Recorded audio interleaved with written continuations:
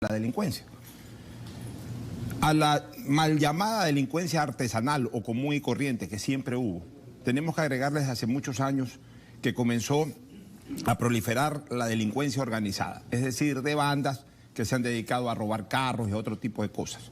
Pero ahora tenemos esa delincuencia súper organizada, además macabra, perversa, que es la delincuencia del narcotráfico. Y esto tiene un origen, Carlos, que hay que denunciarlo y que hay que recordarlo. Este país fue vendido al narcotráfico y hay que decirlo así cuando, llegado el gobierno pasado, allá por el año 2007, se inventaron esto de que el acuerdo de la base de Manta era atentar contra la soberanía, nada más absurdo. Convencieron a la ciudadanía de aquello y liquidaron ese convenio que de alguna u otra manera tenía como forma coadyuvar a que no solamente el Ecuador, sino la región pueda tener una lucha cierta contra el narcotráfico. Eso tuvo una operación oscura. A mí no me vengan a decirte que lo hicieron solamente por un tema ideológico con el cuento del imperio, del imperio y del imperio. Ahí hubo plata atrás. ¿Quién cobró esa plata? Vaya usted a saber.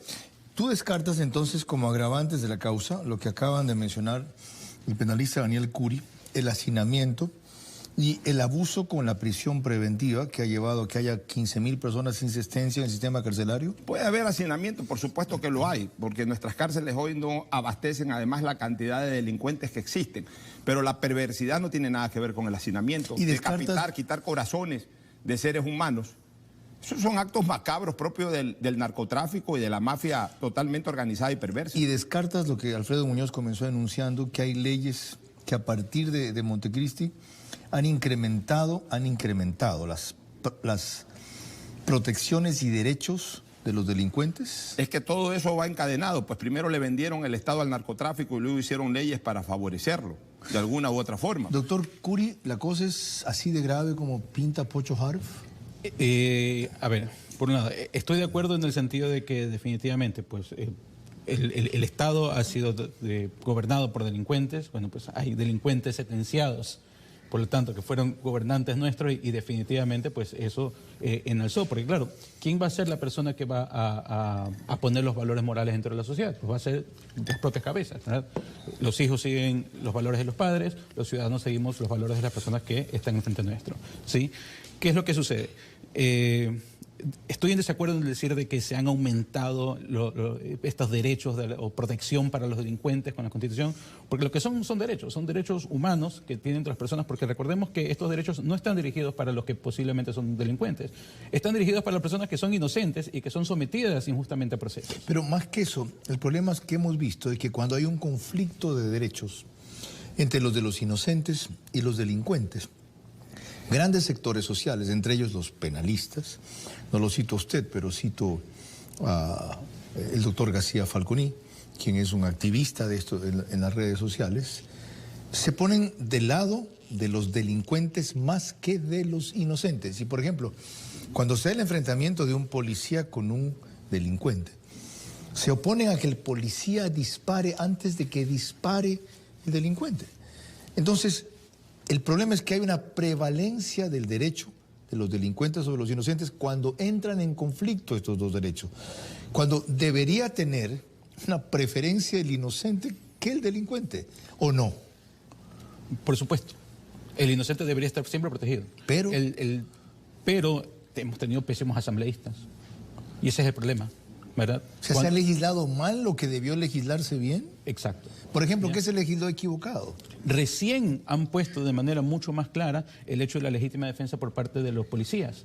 Y eso es algo que debió estar desde el comienzo, o que debió al menos estar mucho más explicitado. Porque cuando se da un caso de duda, ¿verdad? Y entonces ahí aparece un poco esa protección a que no sabemos qué le va a pasar, cuál es el futuro del policía. No solo es un mensaje para los inocentes, es un mensaje a los propios policías que le decimos, no sabemos qué te va a pasar si haces mal tu trabajo. Ya, aclara bien tu trabajo. Aclarar esa parte. Doctor Muñoz, aunque haya leyes que han agravado la situación, aunque se haya incrementado, como usted dijo, la protección de los derechos de los delincuentes, y aunque se dé el fenómeno del narcotráfico, que ciertamente no tenía la incidencia que tiene ahora cuando usted estuvo frente al régimen carcelario, esto tiene una cuestión mucho más de fondo, que es el poder del narcotráfico en el Ecuador, y todo lo demás que se pueda hacer ¿Es secundario? ¿Es relativo? ¿Sí o no? Bien, yo lo que quisiera aclarar es profundizar un poquito en relación con las normas que de alguna manera protegen a los delincuentes.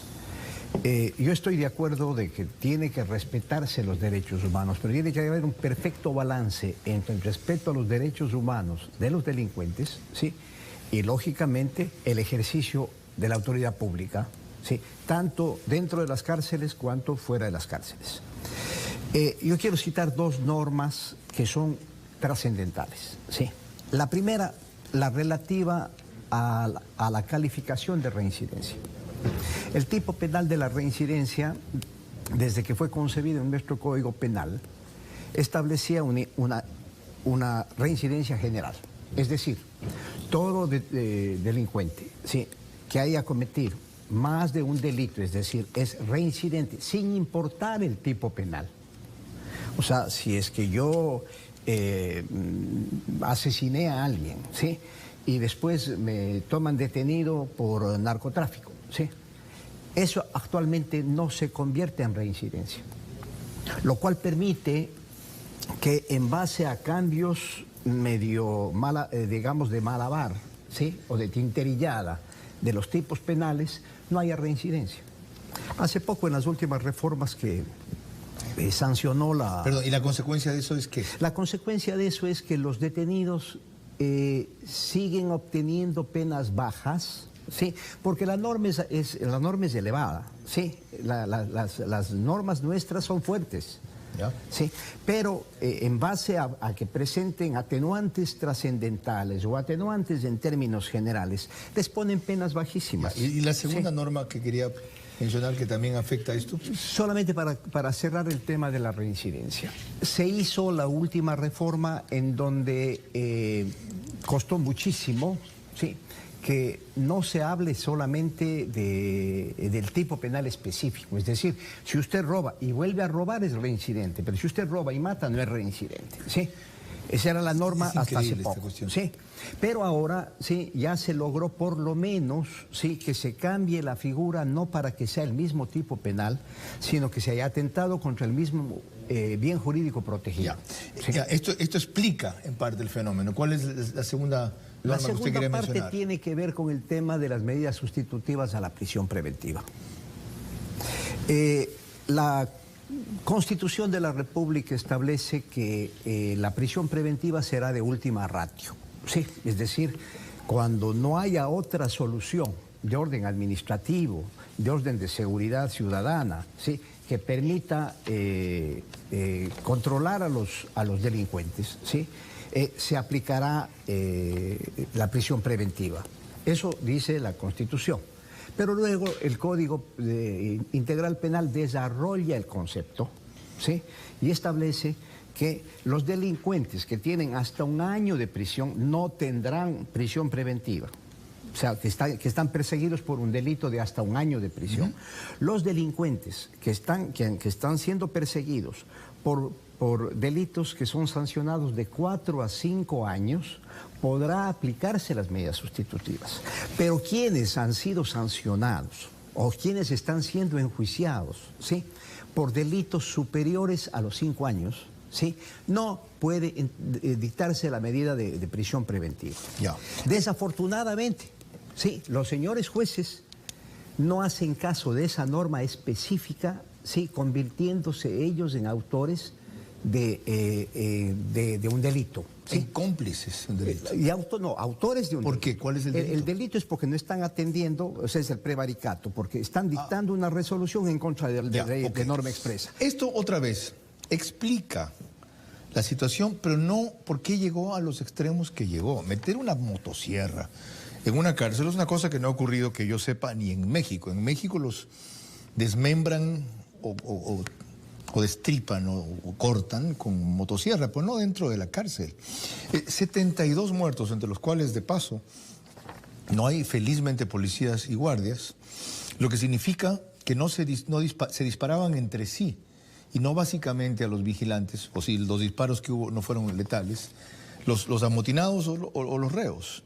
Pero el nivel al que llega, el momento, hacinamiento hay desde los últimos 2 años. Ya vamos a ver luego los datos del 2019. 39.000, ahora hay cerca de 41.000. En un sistema que está hecho para 28.000 máximo, por ejemplo. Entonces, ¿cuál es el gatillo, Pocho, que en este momento dispara eso? Ya se mencionó que la liberación primero de JL y luego la ejecución de él en Manta, ante lo cual procede la venganza. Pero todo eso con unas autoridades del gobierno que admitieron que lo sabían. Dice el ministro de gobierno, nosotros ya veíamos, y lo dice muy tranquilo, muy suelto de huesos, muy orondo. Nosotros ya veíamos venir que esto se iba a dar desde que asesinaron a JL. O sea, eso es una inculpación terrible. Eso es una admisión de negligencia. Y si se quiere incluso de complicidad.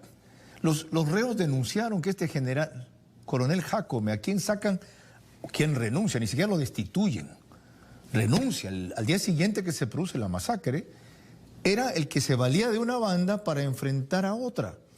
Y él recibía coimas de esa banda. Si eso no era cierto, ¿por qué admitieron su renuncia? Debieron rechazarla. Si usted se queda aquí y no se va, vamos a rendir cuentas ahora. Bueno, el tipo se fue, el coronel se fue.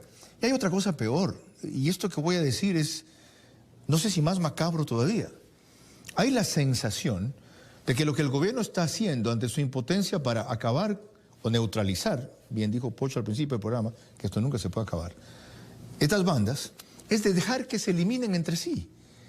Dejar que se eliminen entre sí en la prisión y afuera, y no intervenir, en la falsa creencia de que así se agotan. No, vienen relevos, hay sucesores, hay disputas internas por tomar el mando, hay una tercera que entra en la organización donde antes operaban solo básicamente 2. Entonces, si está subyacente, implícita tal vez, esa filosofía o esa mentalidad, es más grave. Vuelvo a la pregunta, ¿cuál fue el detonador en este instante?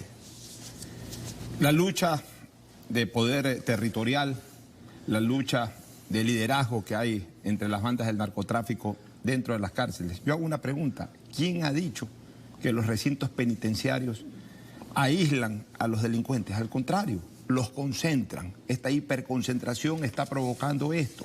Ellos están luchando por mantener el control. Desde las cárceles nacen las órdenes para la delincuencia extracarcelaria, para la delincuencia callejera. Se acaba de informar hace pocos días atrás que incluso el crimen lamentable, por supuesto, y repudiado de nuestro amigo Efraín Ruales, nace de ahí, de las cárceles, pero no es el único crimen que nace de las cárceles, de ahí nacen prácticamente todos los crímenes. Y eso lo sabe el gobierno de turno, eso lo sabemos todos, y nadie hace nada por solucionarlo. Yo hago una reflexión de perogrullo, Carlos.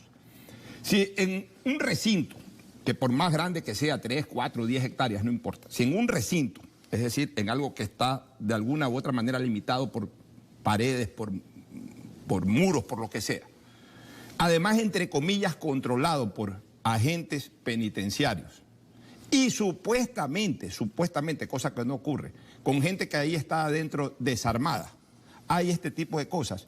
¿Qué podemos esperar los ciudadanos en la calle? Pues en donde obviamente el escenario es totalmente abierto, en donde ahí sí los delincuentes andan totalmente armados y en donde además no hay protección policial. Pues.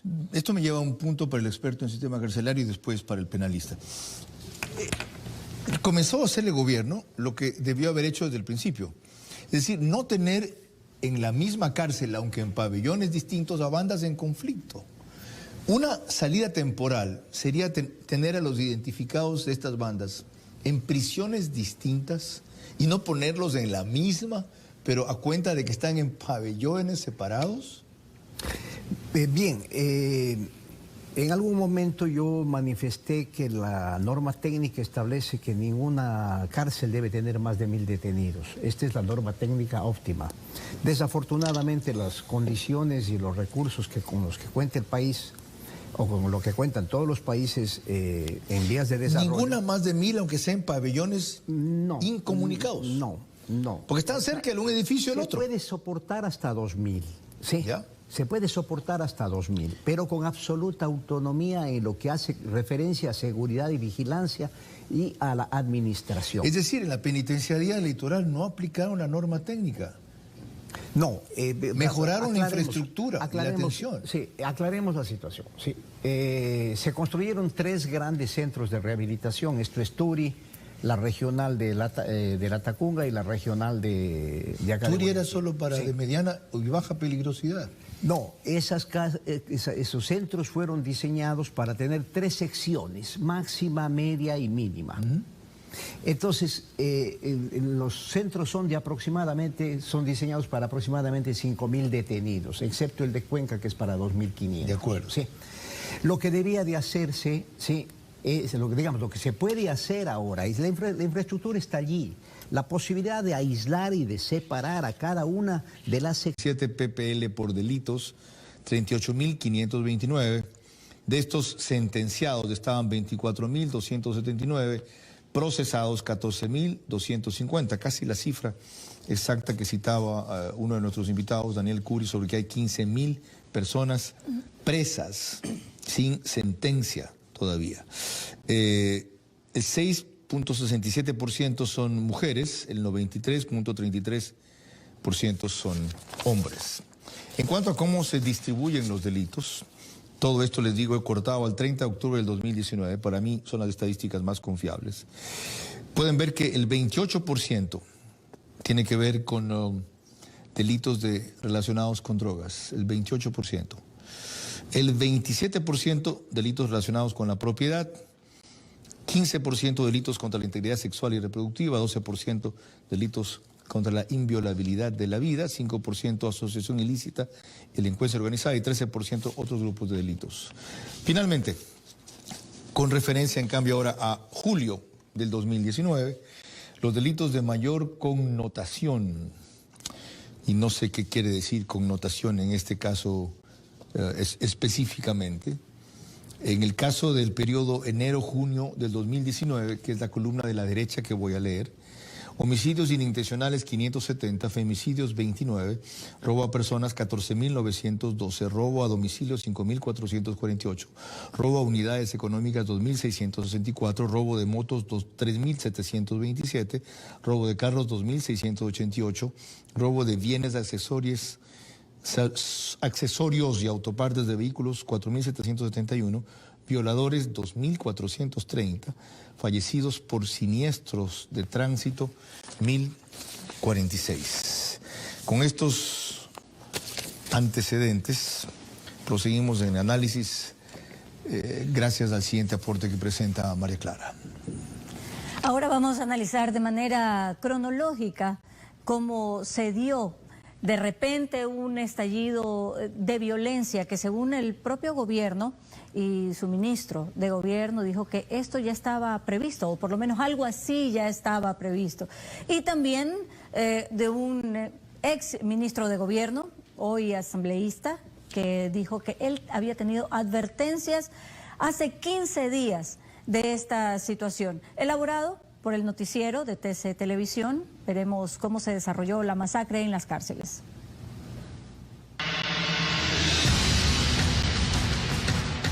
Todo comienza el 22 de febrero, cuando alias El Negro Willy, líder de los Tiguerones, ordena a alias Cuyuyuy asesine a Fito. Al filtrarse esta información, el líder de los choneros da detalles a la policía y a las 3 de la mañana del 23 de febrero se logra decomisar 2 armas de fuego en el pabellón donde se encontraba alias Cuyuyuy. A las 6 de la mañana, en el pabellón de Mediana, se victima a 8 ppl, alineados a los choneros, entre ellos alias Cara de Papa, hombre de confianza de Fito, alias 77 y alias Pope. A las 8 de la mañana, alias Fito, en retaliación, ordena victimar mediante suspensión a 12 ppl, alineados a los Lobos, en el pabellón de máxima seguridad. A las 9 de la mañana, en el centro carcelario de Cotopaxi, Fito y Junior ordenan el asesinato de 8 ppl, alineados a los Lobos, que tendrían relación con alias Esteban, hijo de la conviviente de alias Pipo, líder de los Lobos. A las 10 de la mañana, en la cárcel del Turi, en Cuenca, Pipo ordena la muerte de 56 choneros, logrando victimar a 33, de los cuales 18 fueron decapitados, entre ellos alias Malino, concuñado de Junior. Es así que en la estadística se registra Guayaquil 38 fallecidos, 9 heridos, 17 por ahorcadura, esto utilizando un elemento constrictor, 19 con arma blanca y de fuego y 2 por confirmar. En Cotopaxi 8 fallecidos en donde se utilizaron armas blancas. En Azuay 33 fallecidos y 10 heridos, 18 decapitados con arma blanca y 15 por confirmar. En este último centro se utilizaron las herramientas de los talleres para desmembrar a sus compañeros. Mauricio Ceballos, TC Televisión. Gracias por el resumen, Mauricio. ¿Qué elementos de juicio aporta esta secuencia al análisis que estamos haciendo sobre la causa? Tú hablaste de la causa remota, la causa de Pocho de fondo Pocho, pero ¿esto no evidencia que hay un nivel de complicidad, de retiro o de negligencia de las autoridades que permiten ese tipo de ejecución adentro? Vuelvo a mi inicial análisis. Lamentablemente la delincuencia controla al Estado y no el Estado a la delincuencia. ¿Y por qué ocurre esto? Porque el Estado no le declara la guerra a la delincuencia. Con la respuesta que te voy a dar, voy a generar un resentimiento en una institución a la que respeto mucho porque es gloriosa. Pero pregunto yo, ¿qué hacen los militares metidos en los cuarteles cuando deberían estar bajo una declaración de emergencia metidos precisamente en los recintos penitenciarios? Bien armados, decididos y además rotados para no caer en las garras de la corrupción. Ellos son los que nos tienen que dar, por lo menos en los recintos penitenciarios, garantías, ya que no lo pueden dar en las calles. Cuando hicieron eso en México, el gobierno anterior, el resultado fue peor. La violencia se exponenció, las Fuerzas Armadas fueron vulneradas, como están siendo hoy la policía más, por el poder del narcotráfico, ya sea por la intimidación o por el dinero. Luchar, pues. Pero México acabó en una masacre generalizada. Mira, hay que diferenciar aquí dos términos que lamentablemente la ciudadanía no los sabe diferenciar. Lo que es fuerza de lo que es violencia. La violencia es la supremacía física y o armamentística fuera de la ley. Esa es la violencia. La fuerza es la supremacía física o armamentística dentro de la ley. La fuerza la ejercen las Fuerzas Armadas, la violencia los delincuentes. Aquí no es que violencia tiene que aplicarse a la violencia, no, aquí la fuerza tiene que aplicársele a la violencia y la fuerza tiene que imperar sobre la violencia, Carlos. Mientras tú decías de esto, el doctor Daniel Curia decía así. ¿Está bien? Respeto el criterio de él. Por eso está invitado. ¿Por qué no? Respeto mucho lo que dice, pero hay un lenguaje muy claro que hay que tener en cuenta y que hay que tratar de evadir, ¿verdad? Carlos, tú mismo lo mencionaste, cuando se militarizó la lucha contra la delincuencia en México, los resultados fueron horribles. Y la propia Comisión Interamericana de Derechos Humanos ha dicho, pues se aumentaron las violaciones de derechos humanos justamente causadas por la policía. No podemos hablar de guerra contra la delincuencia, o se prefiere no hablar de guerra contra la delincuencia. ¿Por qué? Porque el delincuente no es un enemigo, ¿verdad? Y las Fuerzas Armadas no están dirigidas... Por Dios, ¿qué es un enemigo? Si alguien, ¿es un enemigo de la sociedad? Si alguien, ¿qué es? Si alguien tiene un accidente de tránsito, ¿se convierte en un enemigo de la sociedad? No. Es un delito distinto. Pero sigue siendo un delito. Sí, pero es un delito. Pero... Por eso no hay que generalizar. No, a ver, sigamos con el ejemplo.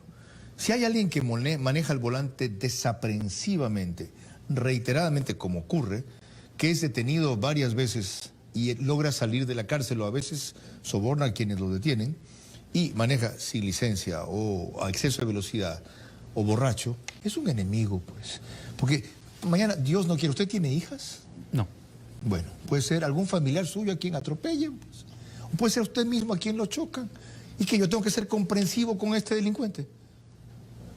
Claro, pero no estamos hablando del caso del tipo de que va manejando como si fuera en carros chocones, ¿verdad? Estamos hablando de una persona normal que tiene un accidente. Está bien. ¿Verdad? No hay que considerarlo... Pero en el ejemplo que yo le puse no es una persona normal. Por eso yo creo que la diferenciación... Cuando alguien... Vamos a cambiar... Cuando alguien... No, es que el ejemplo es interesante. Cuando alguien comete un homicidio inintencional, creo que le llaman los penalistas. Está limpiando el arma y dispara, digamos. No, sigamos con el ejemplo de la atropello. Donde prevalece la culpa sobre el dolo. Rara vez alguien... Aquí, por si acaso, Pocho es abogado también. Rara vez alguien, a exceso de velocidad, atropella a una persona intencionalmente. Claro. ¿Ok? Por naturaleza, el El delito de tránsito es culposo, no doloso. Ya. Pero si alguien reiteradamente maneja en esas circunstancias, es un enemigo de la sociedad, pues, porque está poniendo en peligro la vida de la gente deliberadamente. Y hay que pensar que para ese enemigo o ese tipo de enemigos tienen que entrar las Fuerzas Armadas a controlar, o hay otro tipo de autoridades capaces para ello. Pero es que yo hablo...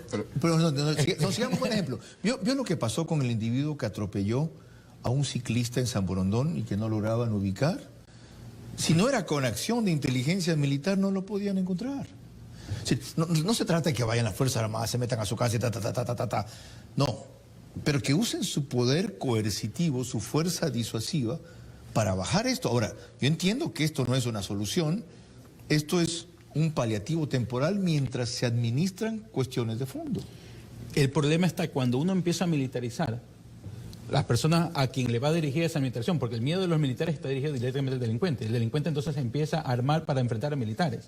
Y eso es lo que va a escalar la violencia. Y entonces la solución será ¿cuál? Pues? Armar a la policía. Porque esa es la institución dedicada para eso. Ellos son los que tienen ese entrenamiento. ¿Y cuál es la diferencia en este momento? Entre armar a la policía y armar a la Fuerza Armada. Porque el tipo de entrenamiento es completamente diferente. Y el tipo de funciones que tienen es completamente diferente. Que haga imperar la fuerza más que el entrenamiento. Te explico. ¿Cómo lo hace? El militar está entrenado para matar. El policía está entrenado para capturar. Eso es relativo. Y eso es más subjetivo que objetivo. Ningún militar inmediatamente presentado un escenario coge y dispara. Ok, Alfredo Muñoz fue director penitenciario del Ecuador.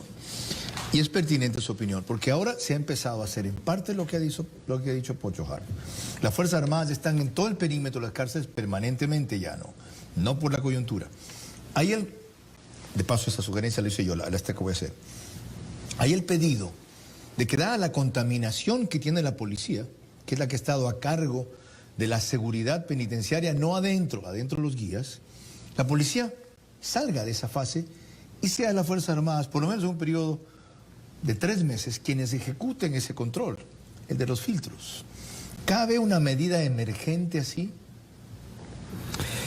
Yo no estoy de acuerdo en que para ningún caso las Fuerzas Armadas intervengan en el control del sistema penitenciario. Por ello es que el ministro de Defensa se ha opuesto a ingresar a los recintos penitenciarios y lo que dan es una vigilancia exterior que no sirve de mayor cosa. ¿Y en qué motiva usted su desacuerdo, doctor?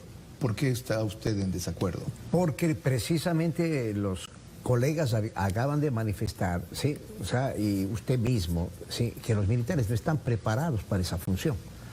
Este momento lo que tiene que hacerse es lo que está haciendo y está haciendo muy bien la policía. Si les falta un poco más de dinamismo en las acciones, lo que tiene que hacer es separar a los detenidos en forma emergente. ¿Sí? Luego de ello hay que entrar a lo que ofreció el señor presidente de la República hace 2 años, al proceso de reclasificación de los detenidos, para irlos ubicando de acuerdo a... Antes de eso, la conclusión subyacente en lo que usted dice es gravísima. Y hay que decirla expresamente.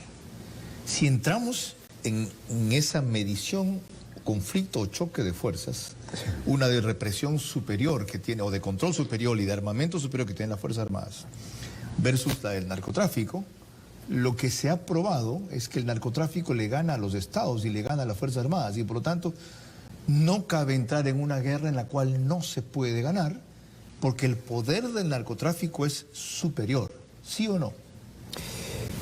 Yo diría que... No, contésteme la término de sí o no y de ahí me desarrolla su argumento. ¿Sí o no? Sí. ¿Por qué? Porque lo que le estaba manifestando hace un momento es... o sea, le digo sí o no. Claro, sí. Sí, le digo sí o no. Déjeme respirar nomás. O sea, le digo sí.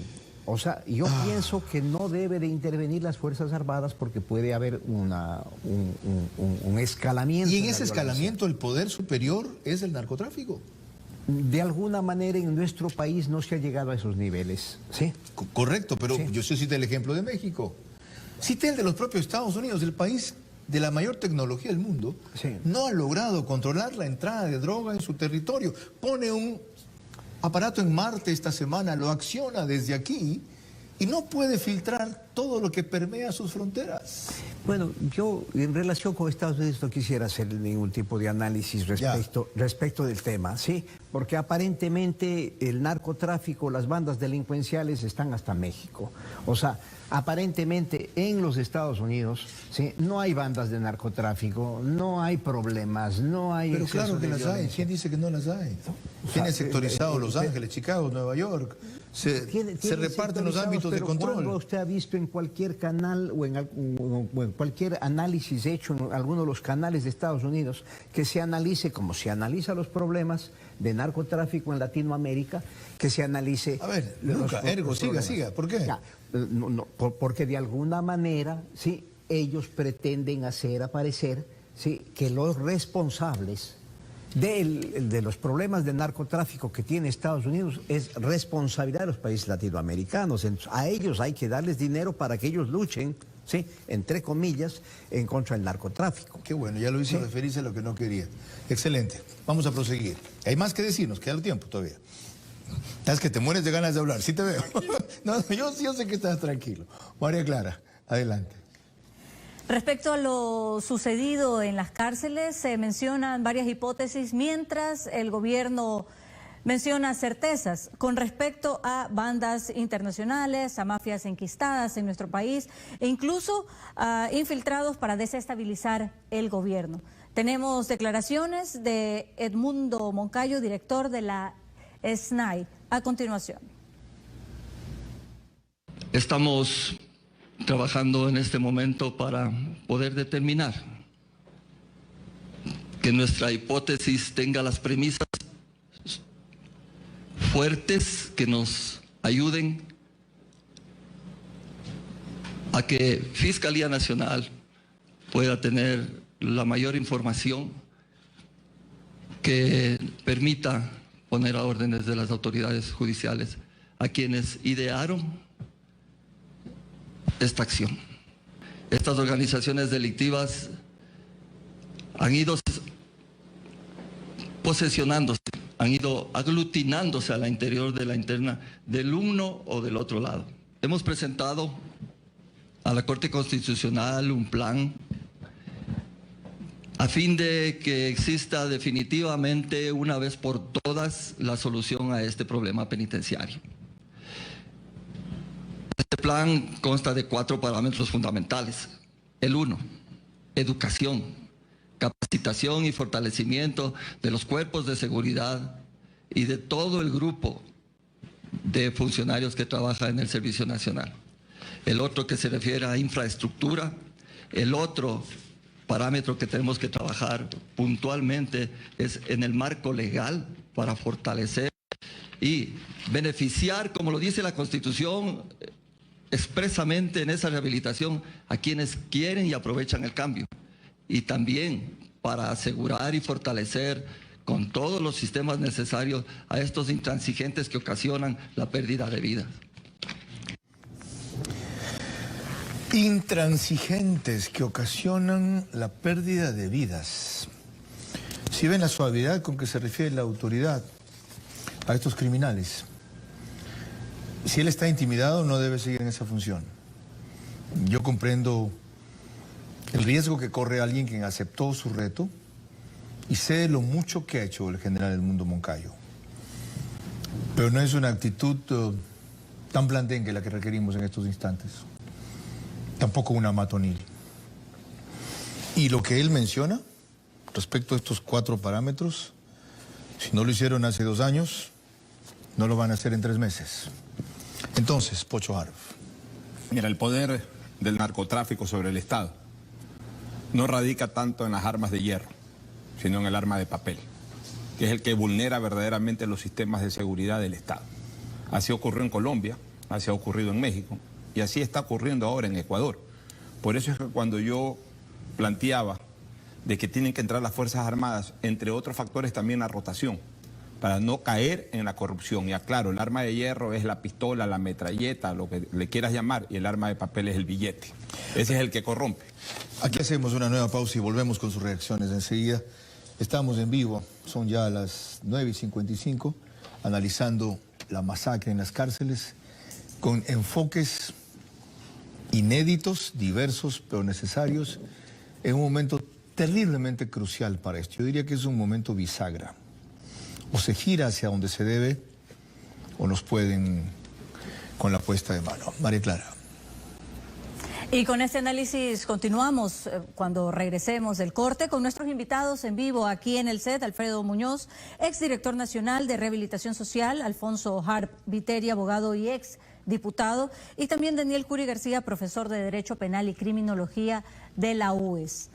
También les recuerdo que el narcotráfico es el azote mundial que no ha vencido casi ningún Estado, y por eso es muy difícil que se tenga el mismo éxito enfrentándolo de manera aislada.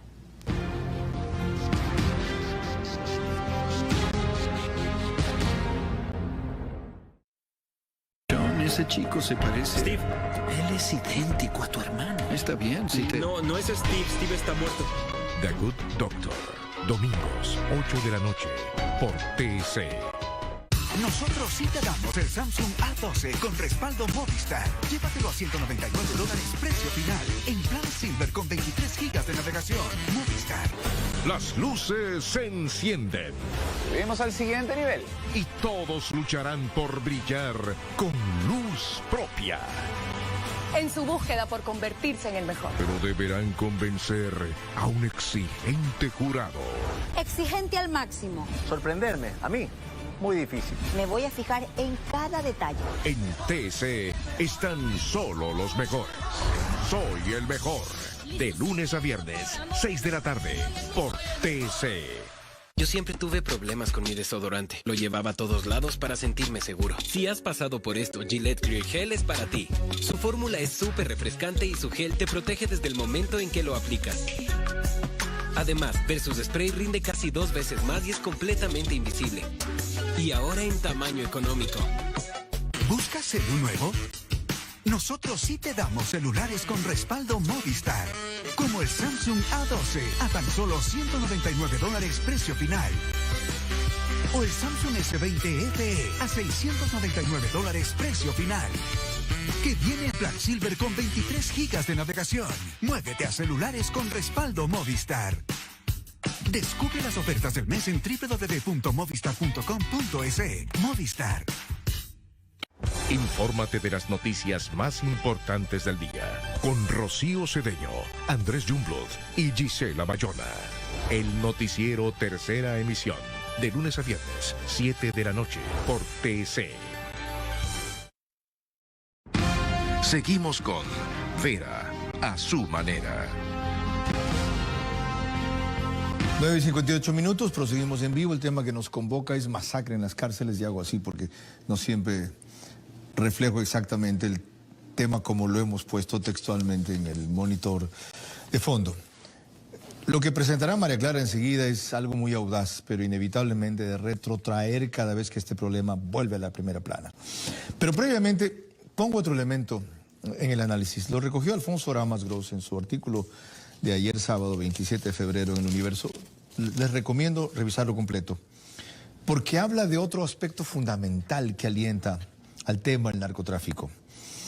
Dice, la convicción del mundo del narcotráfico de una supuesta protección de un ente divino ha traído consigo un fenómeno de identificación y apropiación, siendo llamativa su invocación en tarjetas con oraciones en las que se habla de venganza y protección.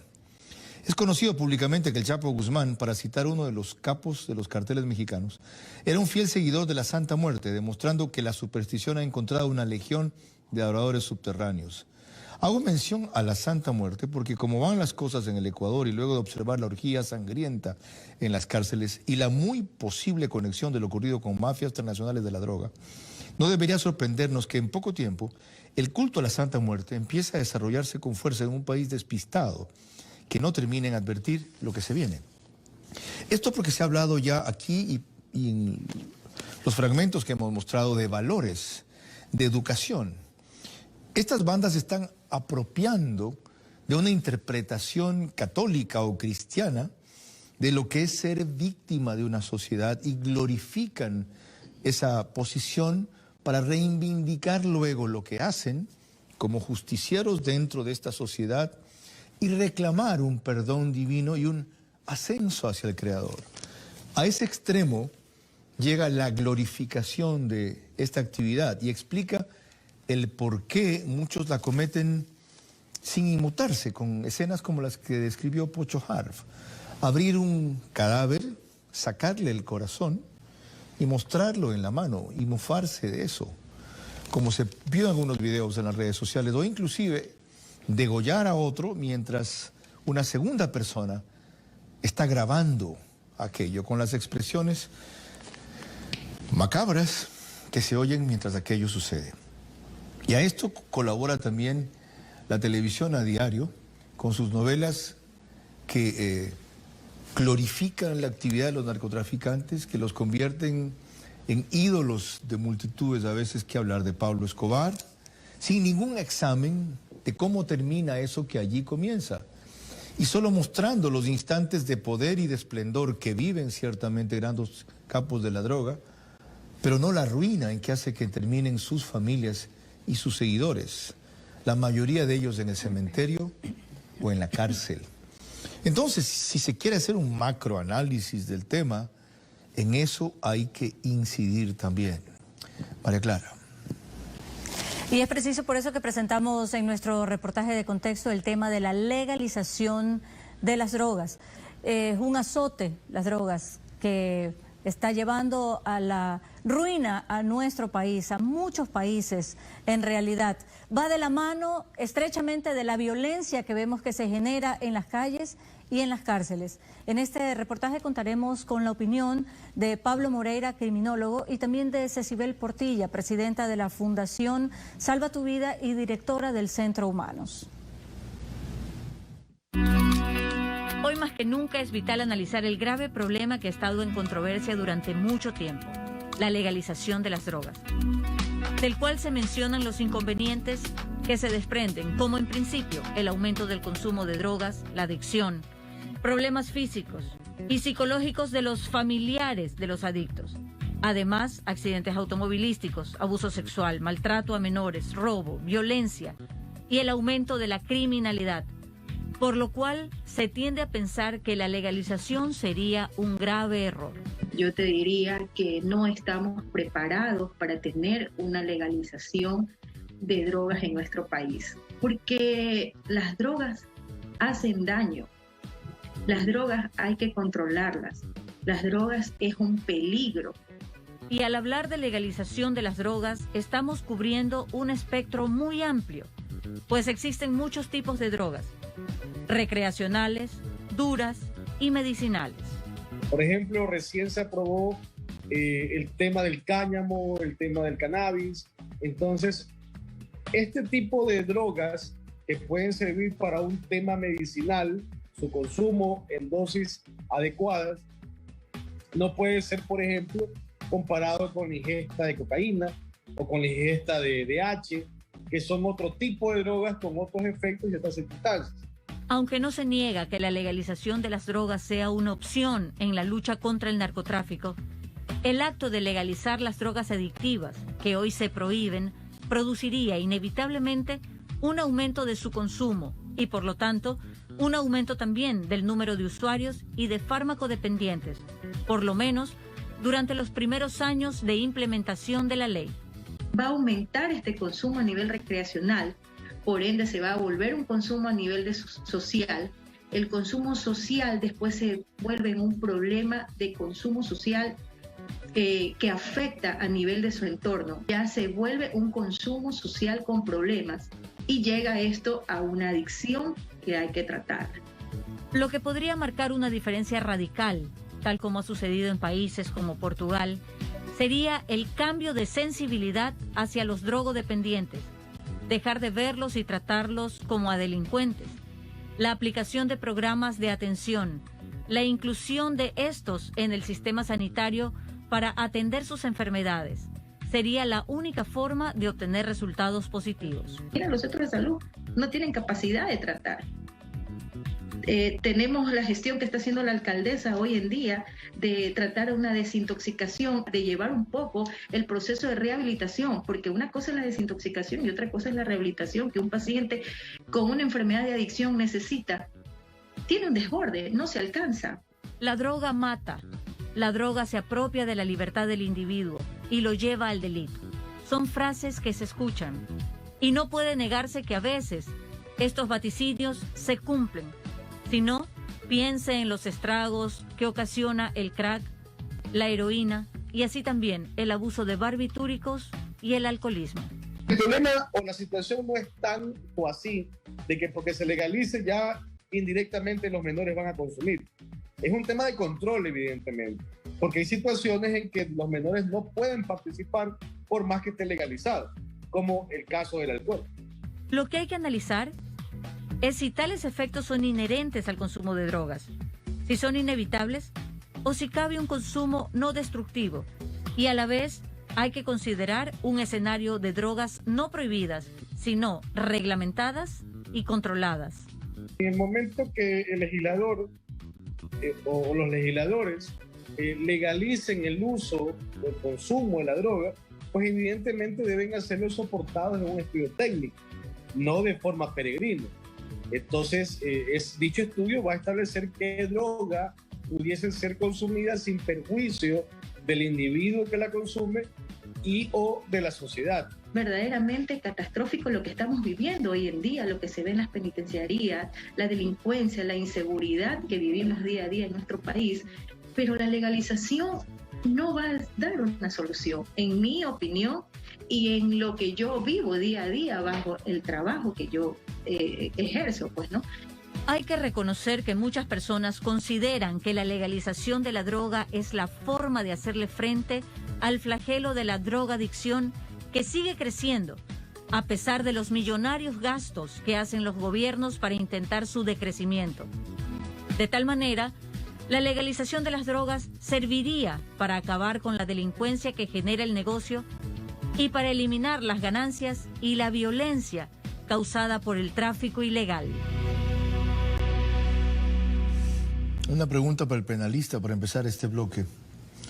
Para empezar la parte del panel. ¿Es lo mismo legalización que despenalización de la droga? No es lo mismo. ¿Cuál es la diferencia? Legalización contendría simplemente en dejarlo en libre, ¿verdad? Sin que haya ningún tipo de regularización. Algo que está regularizado no está legalizado. Lo que se busca realmente es una regularización. Entendamos, Pocho hablaba, sí, tienen el arma de papel, por supuesto, porque es el dinero, es un mercado.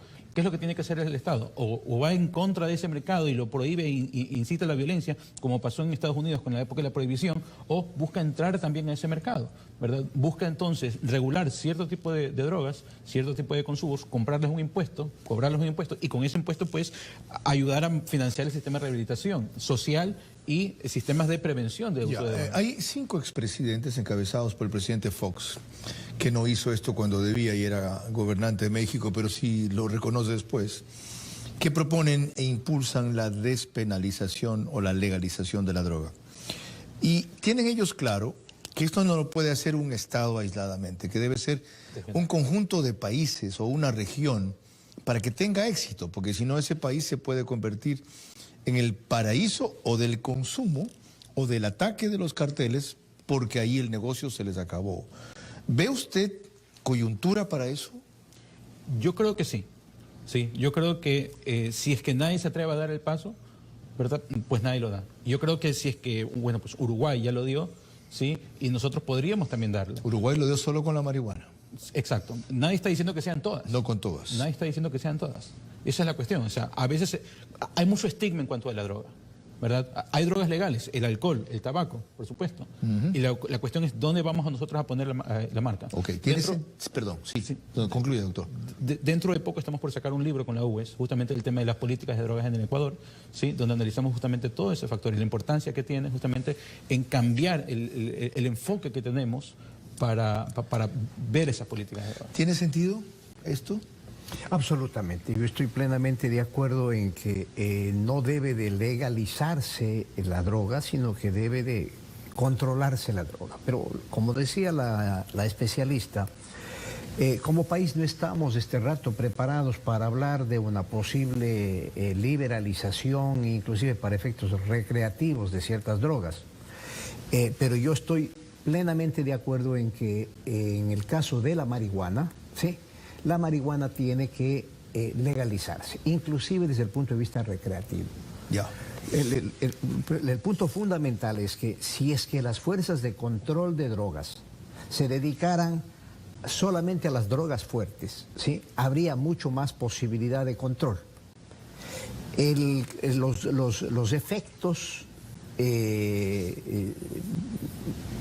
psicoactivos de la marihuana, ¿sí?, no son más graves que efectos psicoactivos del cigarrillo y del alcohol. Aparte que hay muchas variedades de marihuana, ya entraremos en eso, otras que tienen inclusive poder terapéutico. Pocho Harf, tu visión de esta posibilidad.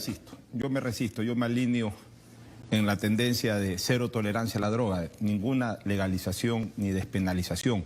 Yo no puedo admitir que el Estado renuncie fácilmente a luchar contra esto, porque hay un factor que es importante agregar y que de alguna manera contradice lo de la regularización, que es el factor de adicción que generan las drogas. O sea, ¿cómo se puede controlar? ¿Cómo se puede regular? En el momento en que una persona va a un lugar, compra libremente la droga y obviamente incorpora a su cuerpo la droga, comienza a producirse ese factor de adicción y cada día va a querer más y obviamente no va a poder controlar porque es algo incontrolable para el cuerpo. Entonces, aquí hay dos caminos, Carlos, que el Estado tiene que aplicar, tiene que garantizar. El uno, lucha contra el que la produce y contra el que la vende. Ese es un delincuente, cárcel. La otra, para el enfermo, tratamiento. El Estado tiene que construir y tiene que poner en funcionamiento múltiples centros de tratamiento para los drogadictos, para las personas adictas a la droga. Y una más le añadiría yo, y perdónenme citar aquí un caso personal. Cuando estaba en secundaria, la novelería era probar fumar. Y luego, en el caso de mi generación, marihuana, eran los hippies. Yo estuve en secundaria 68-74. Y cuando le preguntaba a mi mamá qué le parecía la propuesta que me hacían mis compañeros, me decía, ¿piensas que está bien? Le digo, no, está mal. Y si está mal, ¿para qué lo quieres probar? Por curiosidad. Y me decía, ¿sabes dónde te puede llevar la curiosidad de hacer algo que está mal? Le dije, no. Me dice, a morirte. Te pongo un ejemplo, Carlos Juan, me decía mi madre. Mira, en esa calle oscura está mal caminar. Pero tú quieres probar tu valentía o tu audacia de joven para caminar. Y dices, voy a caminar. Y como está oscuro, no ves que hay una alcantarilla y te caes. Bueno, te llegas a matar. Me convenció. Es que así es. Mis compañeros me ridiculizaban. De hecho, algún rato, con cigarrillo, traté de fumar y no pude hacer golpe, que le llaman. Y me atoré. Entonces me sentí tan ridículo que mucho menos quise dar la prueba con el otro paso. Es decir, valores, educación, hogares, casa. Sea de la forma que acabo de referir o de la que funcione, desde principio hay que enseñar que las drogas son el camino del mal. María Clara, tú que ya eres abuela. No le diga eso. Sí, ya es abuela. Dale, sigue. Nos vamos ya al avance, Carlos, del próximo bloque. Perfecto.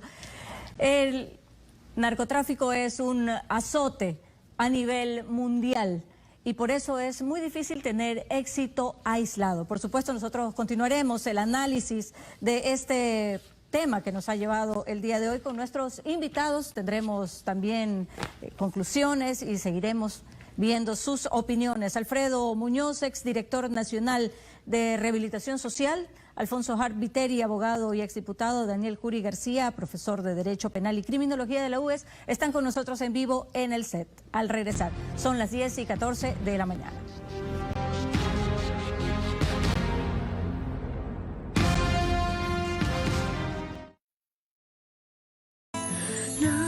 Mi esperanza, un amor que no conoce de pecado. Detrás de los titulares. Tú mismo has declarado, nosotros en el Teodoro Maldonado hay que hacer una súper limpieza. Las decisiones políticas. Las empresas públicas que no se eliminan reducirán sustancialmente sus gastos. Y los grandes acontecimientos. Podemos tener un rebrote de la enfermedad que podría ser más grave que el primero. Hay historias de personas que viven de primera mano los hechos. Que por el simple hecho de ser extranjeros nos vean la cara. Segunda temporada, este domingo en El Informante, por TC Televisión. Nuevo tratamiento tratamiento Nutrivela Cauterización Punta. Mi amor. Ay, ma, hoy tengo una fiesta y mi pelo está horrible, lleno de horquillas. Aquí dice que tengo que cortarlo. No, no lo cortes. La solución es la cauterización. Mira. ¿Piensas que lo único que sirve para las horquillas es cortarte el pelo? Ahora llegó la cauterización, un tratamiento de moda en peluquerías que rellena las microfisuras del pelo para prevenir y reparar las puntas abiertas. ¡Wow! Y ahora este increíble tratamiento te lo trae el nuevo Nutrivela Cauterización Punta. Nutrivela Cauterización Punta incorpora un poderoso cauterizador que se une a su exclusiva fórmula de 10 ingredientes, previniendo y reparando las puntas abiertas, porque rellena las microfisuras del pelo, evitando las horquillas para que no lo cortes. Ma, usé Nutrivela y mira, estoy lista para la fiesta. Mi amor, tu pelo está hermoso. Suave y brillante como el tuyo. Mejor que el tutorial, el consejo de mamá. Con Nutrivela, tu pelo come peluquería todos los días, por tan solo 50 centavos. No quiero renunciar a mi parte en Floris. No estoy entendiendo por qué te quieres mantener conectado a Floris. A causa de Narcisa. La Reina de las Flores, todos los sábados y domingos a las 3 de la tarde, solo por TC. Seguimos con Vera, a su manera. Son las 10:17, concluimos este examen de la masacre en las cárceles con la incidencia en el tema del narcotráfico que lo originó y la impotencia del Estado. Esa es la palabra que hoy día utiliza el comercio en su editorial central. Cárceles, problema de fondo más allá de mafias. Habla de un Estado impotente. Ya, otros se han ido a hablar de un Estado fallido, otros dicen que como sociedad hemos fracasado, ya se ponen fatalistas también. Entonces el último que apague la luz y cierre la puerta. Bien, antes de las preguntas de María Clara me decía Alfredo Muñoz que quiere hacer una réplica de lo que planteó Pocho Harb al concluir, es decir, cero tolerancia a la delincuencia y a las drogas. Alfredo. Sí, a lo que quería referirme es a que si es que vamos a hablar de cero tolerancia a las drogas, debería de prohibirse el alcohol, debería de prohibirse el cigarrillo, que son drogas igualmente. Entonces, yo lo que estimo es que tenemos que hablar del control, ¿sí? El control, por ejemplo, del alcohol. No es posible que usted pueda conseguir una botella de alcohol en la tienda de la esquina. Tiene que haber licoreras, como es en otros países, incluido Estados Unidos, ¿sí? En relación con el cigarrillo, ¿sí? En Italia, por ejemplo, y en otros países europeos, ¿sí? Hay tabaquerías, ¿sí? En donde le hacen control para ver a quién le venden y a quién no le venden, porque la capacidad adictiva del cigarrillo es mucho mayor que la capacidad adictiva de la marihuana. Y justamente por esa capacidad adictiva, a quienes no se pueden rehabilitar, estuve recién en Europa, les han desarrollado un tipo de cigarrillo, y hay una categoría especial, no recuerdo el nombre, y si lo recuerdo, vamos a decir que es publicidad, que le dicen cigarrillo electrónico, ¿ya? Que tiene un nivel mínimo de nicotina. No es que no tiene nicotina, para producirle el placer que le produce al fumador. La dopamina. No sé qué diablos es, porque a Dios gracias, ni tomo ni fumo una copa de vino, si verán aquí de vez en cuando. Pero a quienes no se pueden rehabilitar, esa es una opción para dejar de sufrir sin el nivel de contaminación. En fin, en Europa es muy popular ya esta opción. María Clara, tus preguntas finales. Ya. Para el señor Alfredo Muñoz, cuando usted estuvo al frente del programa de rehabilitación, el narcotráfico no era tan generalizado y tan poderoso como es el día de hoy. Entonces la pregunta sería, ¿cabe un análisis distinto para las circunstancias complejas que estamos viviendo el día de hoy para encontrar una solución a este problema?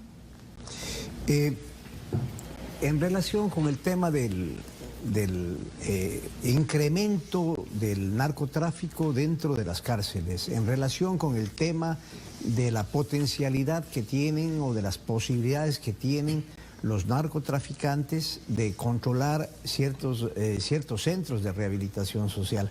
Indiscutiblemente a lo largo de estos años ha crecido sobremanera, al igual que fuera de las cárceles, en toda la sociedad ha crecido sobremanera el consumo de drogas, y de alguna manera también los narcotraficantes que están este rato dentro de los centros tienen sus conexiones con el exterior, y eso es precisamente lo que hay que evitar.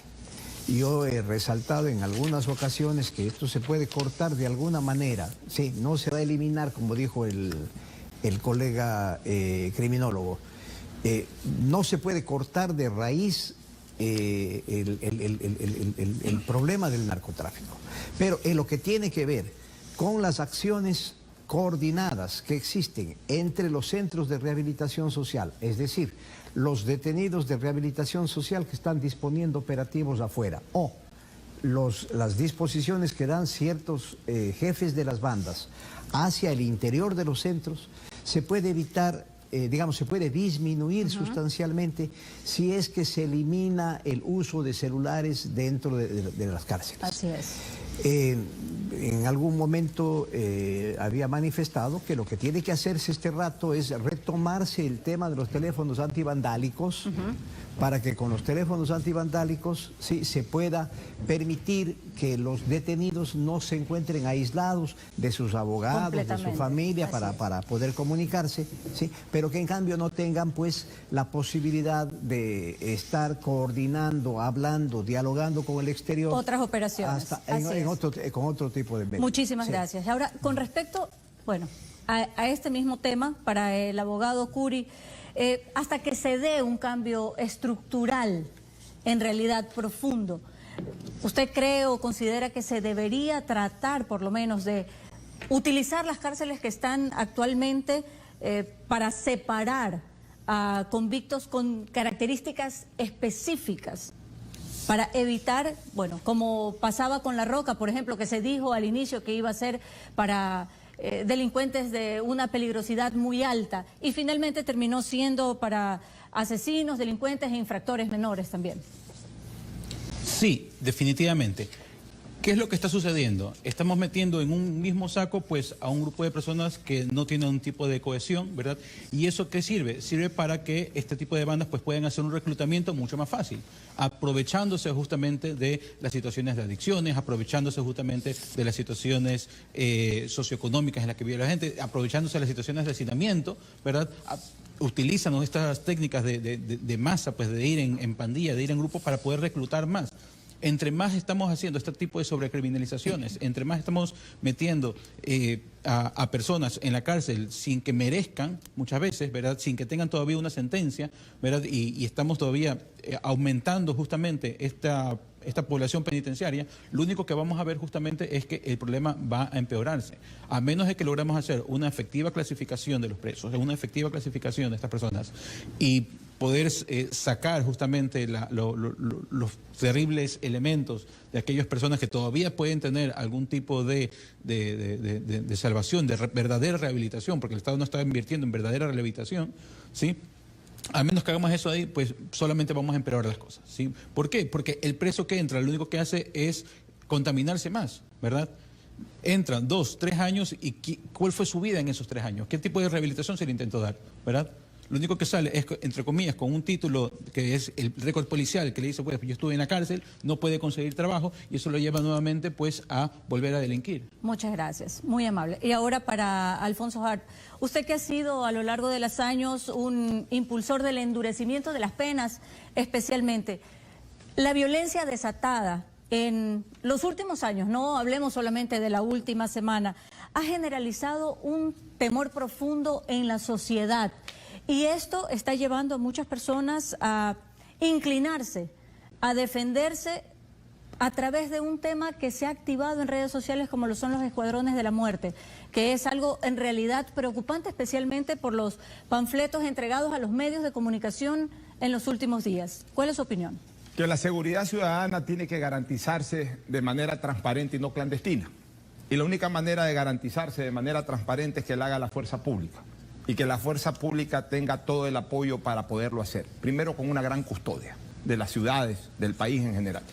Y segundo, permitiéndosele el uso progresivo de la fuerza, lo que yo he señalado, un APP, alto, palo y plomo. Alto quiere decir que el gendarme de la fuerza pública llega ante un delincuente y le diga, alto en nombre de la ley, entrégate. Si se resiste sin peligro, pero se resiste, palo, es decir, por la fuerza se lo agarra. Y si se resiste con peligro, plomo, es decir, se lo elimina. Punto. Yo soy de esa escuela, de la escuela de León Febres Cordero, una escuela dura que siempre aplicó la mano dura para salvaguardar los verdaderos derechos humanos de la inmensa mayoría de los ecuatorianos que son gente de bien. Gracias. Señores, ha sido un privilegio tenerlos aquí por sus posiciones distintas, pero su convergencia en una básica preocupación, la democracia y la seguridad ciudadana. El doctor Daniel Andrés Curi es abogado penalista, profesor de Derecho Penal en la Espíritu Santo, máster en Ciencias Penales y Derecho Penal. Tiene un doctorado en Derecho en la Universidad de Pompeu Fabra, que está en curso. En el caso de Alfredo Muñoz, muchos lo deben recordar, porque él fue ante todo presidente del Consejo Nacional de Rehabilitación Social en los periodos 96, 97 y 2000, 2001. Y qué decir de Alfonso Harf, periodista deportivo, abogado, expresidente de Barcelona y 2 veces legislador en periodos de 4 años. Lo cito porque las propuestas que han dejado ellos para la coyuntura son claras de qué hacer de inmediato. Algunas se han empezado a ejecutar ya.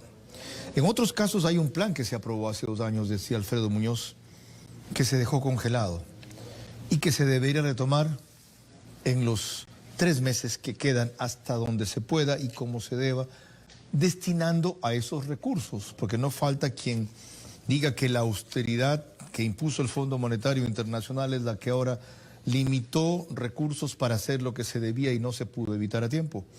El doctor Curi ha sido claro respecto a que los legisladores, ¿saben qué? No la arruinen más, no metan mano, simplemente ojos sobre los jueces para que hagan lo debido y muchas veces no lo indebido como a cada rato hacen. Y en eso el Consejo de la Judicatura se lava las manos porque dice que solo tiene atribuciones disciplinarias y administrativas y quien debe activarse es una esperanza frente a la Corte Nacional de Justicia, el doctor Iván Saquicela. ¿Cómo consigue que los jueces que desprestigian lo que él quiere prestigiar se enderece? Es otra cosa.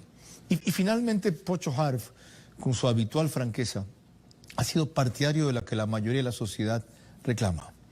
Es decir, firmeza y dureza con el delincuente y la delincuencia sin que eso signifique violentar sus derechos humanos. Esa escuela extrema y excesiva del respeto a ultranza de los derechos humanos de los delincuentes cuando han prevalecido sobre los de los inocentes, en gran parte es lo que ha alimentado esta ola de violencia y lo que a la policía la disuade de actuar con la firmeza que la ley le franquea, pero que los jueces luego no le reconocen. Hay algunos que les ha molestado de la forma en que ingresó la policía forzando las cerraduras que habían bloqueado los delincuentes y las expresiones con que intervinieron frente a los insubordinados. ¿Qué quieren? ¿Que les den un ramo de flores? Que les digan, por favor, no sea malito, tires al suelo. Así. Y en otros casos, cuando la policía hizo requisa de armas con dureza, ¿ya? Y utilizando golpes y forcejeando, gran escándalo, porque están indefensos. Los guías no tienen armas dentro de la penitenciaría, ni letales, a veces no tienen esta cuestión de electroshock. Pero enseguida viene la ultrasensibilidad. Son intocables. Es cierto que ahí hay seguramente 15.000 inocentes. Es verdad.